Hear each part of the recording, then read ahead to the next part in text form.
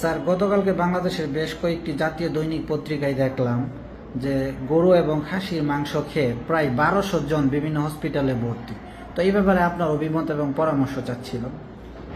প্রতি বছর কোরবানির ঈদে আমরা গরু এবং খাসি কোরবানির মধ্য দিয়ে আমরা আমাদের সেই ঈদ উদযাপন করি এবং ম্যাক্সিমাম সময় দেখা যায় প্রতি বছর ম্যাক্সিমাম মানুষ এরকম গরু এবং খাসির মাংস খেয়ে হসপিটালে ভর্তি পায় এবং এরকম একটা নিউজ পাই। তো আমার মনে হয় কিছু সিম্পল ট্রিক্স মেনে চললে সেই কঠিন সমস্যাগুলো বা ঝামেলাগুলো থেকে কিছুটা মুক্ত থাকা যায়। সেটা হচ্ছে কোরবানি এবং গরুর মাংস এবং খাসির মাংস খাবেন, পাশাপাশি টক দই এবং লেবু খাবেন। টক দই এবং লেবু যে কাজটা করে, আমাদের গরুর মাংস এবং খাসির মাংসে যে একটা উপাদান কার্নিটিন থাকে, কার্নিটিনটাকে ট্রাইমেথাইল অক্সিডেটে কনভার্ট করতে দেয় না এবং তারই ফলশ্রুতিতে অ্যাথেরোস্ক্লেরোসিস এবং কনসিকুয়েন্স হিসেবে প্রেশারটা অনেকটাই কন্ট্রোলে থাকে। কেমন? তো চেষ্টা করবেন টক দই এবং লেবু খেতে, আশা করি অনেকটা উপকার হবে।